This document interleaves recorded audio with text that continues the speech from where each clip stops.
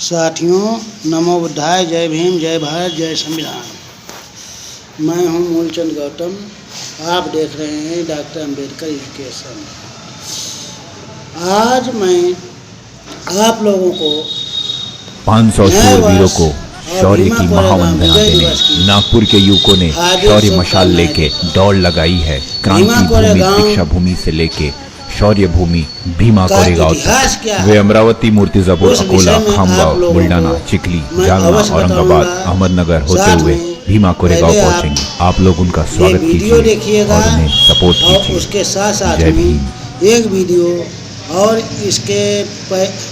इसमें चल रहा है वो देखिएगा, और उसके बाद में मैं फोटो भी दूंगा और इतिहास भी बताऊंगा।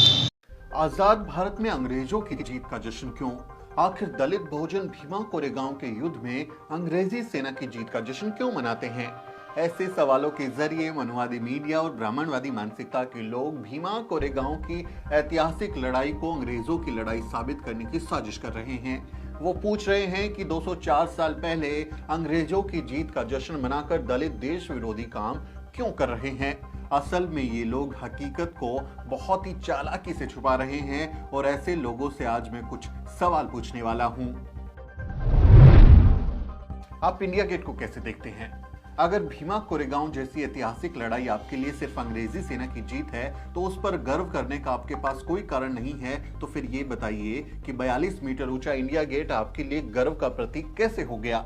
इंडिया गेट प्रथम विश्व युद्ध में अंग्रेजों की तरफ से लड़कर शहीद होने वाले भारतीय सैनिकों की याद में बनाया गया था।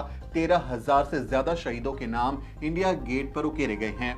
ये सैनिक फ्रांस, अफ्रीका और अफगानिस्तान जैसे मोर्चों पर लड़ रहे थे, जिनका मकसद ना भारत को आजाद कराना था और ना ही अंग्रेजों से विद्रोह करना।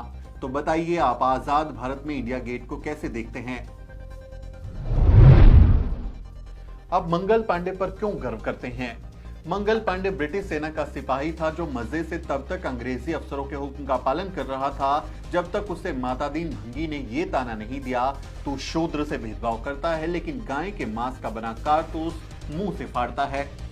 इससे पहले तक उसे ब्रिटिश सिपाही होने में कोई दिक्कत नहीं थी। वो अंग्रेजों के एक हुक्म पर अपने ही देश के क्रांतिकारियों पर बिना हिचकिचाए गोलियां बरसाता था। मंगल पांडे ने वैसे भी अपनी हिंदू धार्मिक भावनाओं के आधार पर ही विरोध किया था, ना कि भारत मां की आजादी के लिए। तो क्या आप मंगल पांडे पर गर्व करना छोड़ देंगे? अपनी धार्मिक भावना की रक्षा के लिए गोली चलाने वाला मंगल पांडे आपका हीरो है, लेकिन आत्मसम्मान के लिए हजारों की सेना को मिट्टी में मिला देने वाले महार आपके लिए विलन कैसे हो गए? गजब का दोगलापन है आपका। सारागढ़ी की लड़ाई का क्या? 12 सितंबर 1857 को खैबर पख्तूनख्वा में लड़ी गई सारागढ़ी की लड़ाई को क्या कोई झुठला सकता है? ब्रिटिश सेना के 21 सिख सैनिकों ने अफगान सेना के 10,000 सैनिकों के छक्के छुड़ा दिए थे। क्या उस वक्त इन 21 बहादुरों का मकसद भारत की आजादी था? शायद नहीं, क्योंकि वो सब तो ब्रिटिश सेना की नौकरी कर रहे थे। तो क्या आप इस लड़ाई को इतिहास के पन्नों में दफना सकते हैं? क्या आपके लिए इस अदम्य साहस और वीरता की लड़ाई में गर्व की कोई बात नहीं है? आप हाइफा युद्ध को कैसे देखते हैं? 23 सितंबर 1918 को विदेशी सरजमी पर लड़ी गई हाइफा की ऐतिहासिक लड़ाई में भी तो भारतीय सैनिक अंग्रेजों की तरफ से ही लड़ रहे थे। क्या उन राजपूत जवानों की बहादुरी पर गर्व नहीं करना चाहिए? क्या दिल्ली के 3 मूर्ति चौक पर, जिसे आप हाइफा चौक के नाम से जानते हैं, वहां से गुजरते हुए सम्मान और जोश की अनुभूति नहीं होनी चाहिए? ये सभी सैनिक भी तो अंग्रेजों के लिए ही लड़ रहे थे। आखिर क्या है भीमा कोरेगांव की लड़ाई? 1 जनवरी 1818 को पुणे के पास सिर्फ 500 महार सैनिकों ने पेशवा बाजीराव द्वितीय की 28,000 सैनिकों की फौज को बुरी तरह से धूल चटा दी थी। ब्रिटिश सेना की महार रेजिमेंट के शौर्य और अदम्य साहस जैसे मिसाल इतिहास में कहीं नहीं मिलती। पेशवा राज भारतीय उपमहाद्वीप के इतिहास का सबसे क्रूरतम शासनकाल था। मराठों के साथ छल करके ब्राह्मण पेशवा जब सत्ता की कुर्सी पर आए तो उन्होंने शूद्रों को नरक जैसी यातनाएं देना शुरू कर दिया। पेशवा राज में शूद्रों को थूकने के लिए गले में हांडी टांगना जरूरी था, साथ ही शूद्रों को कमर पर झाड़ू बांधना भी जरूरी था। जिससे उनके पैरों के निशान तक मिट जाएं। शूद्र केवल दोपहर के समय ही घर से बाहर निकल सकते थे, क्योंकि उस समय शरीर की परछाई सबसे छोटी होती है। परछाई कहीं ब्राह्मण के शरीर पर ना पड़ जाए, इसलिए उनके लिए यह समय निर्धारित किया गया था। शूद्रों को पैरों में घुंघरू या घंटी बांधनी जरूरी थी, ताकि उसकी आवाज सुनकर ब्राह्मण दूर से ही अलर्ट हो जाए और अपवित्र होने से बच जाए। ऐसे समय में जब पेशवाओं ने दलितों पर अत्यंत अमानवीय अत्याचार किए, उनका हर तरह से शोषण किया, तब उन्हें ब्रिटिश सेना में शामिल होने का मौका मिला।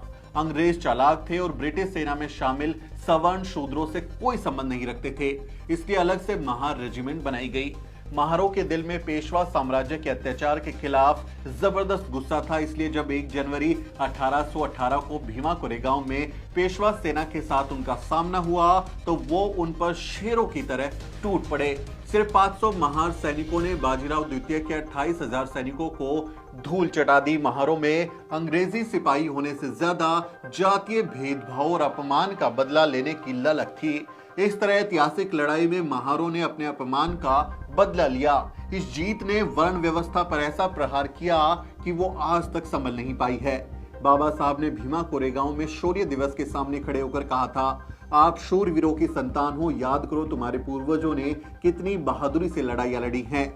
आज भी 1 जनवरी को लाखों लोग भीमा कोरेगांव पहुंचते हैं और शौर्य स्तंभ से प्रेरणा लेते हैं। उसे देखकर उनमें आत्मविश्वास आता है और इसी आत्मविश्वास से घबराकर मनुवादी लोग और मीडिया दलितों के साहस के इस महापर्व को बदनाम करने की साजिश करते हैं। उम्मीद है आज का ये वीडियो आपको पसंद आया होगा। इस बारे में आपकी राय बनी होगी, आपका क्या सोचना है कमेंट में लिखें और हमारे चैनल को भी जरूर सब्सक्राइब करें। साथियों, मेरा नाम सुमित चौहान है और इस वीडियो स्टोरी में मेरी मदद कर रहे हैं मेरे सहयोगी मोहित और अजरा। अगले वीडियो में मिलते हैं साथियों। भीमा कोरेगांव का अब इतिहास समझिएगा। क्या इतिहास है? भीमा कोरेगांव पूना जिले में पूना से लगभग 25 किलोमीटर की दूरी पर स्थित है। वहाँ एक विजय स्तंभ बना हुआ है। उस विजय स्तंभ का इतिहास समझिएगा। भीमा उस जगह पे पूना से कुछ काफ़ी रेंज तक पेशवा ब्राह्मणों का शासन हुआ करता था। उन पेशवा ब्राह्मणों का नियम क्या था कि शूद्रों के ऊपर तरह तरह के अत्याचार पीड़न किया करते थे। साथ ही जो अछूत और दलित होते थे उन्हें कमर में झाड़ू और गले में हंडी लटका करके चलना पड़ता था, जो कि उनके पैरों के निशान मिटते चलें और थूकना चाहें तो पेशवाओं की भूमि पे थूक भी नहीं सकते। इस तरीके के अत्याचार पीड़न से पीड़ित होकर के हमारे एक सैनिक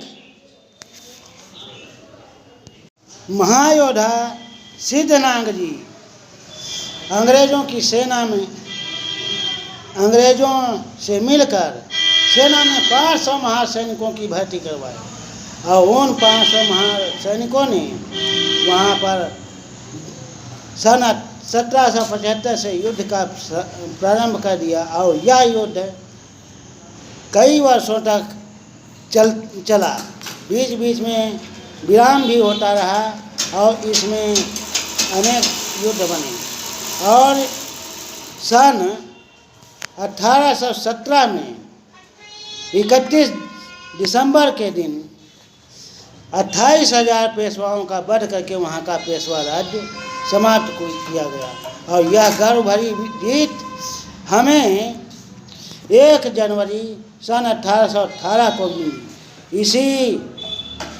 उसी खुशी में आज 1 जनवरी 2024 को आज 206वें भीमा कोरेगांव विजय दिवस के लिए मैं सभी को हार्दिक शुभकामनाएं देता हूं। साथ में उन 500 महावीर महासैनिकों को मैं अपनी श्रद्धांजलि देता हूं और आप लोगों से भी मेरा अनुरोध है कि इन महापुरुषों महावीरों को श्रद्धांजलि दें। और अब वक्त आ गया है कि इसी तरीके से आपको युद्ध करना होगा, तभी आप विजय पा सकते हैं।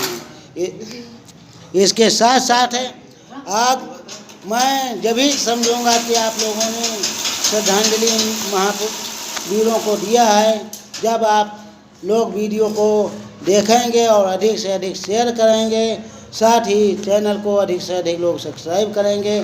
जिन लोगों ने चैनल को सब्सक्राइब नहीं किया है वो लोग चैनल को सब्सक्राइब करें और वीडियो अधिक से अधिक देखें और ये अपना गौरवशाली इतिहास भी समझें। इसी के साथ नमो बुद्धाय, जय भीम, जय भारत, जय संविधान।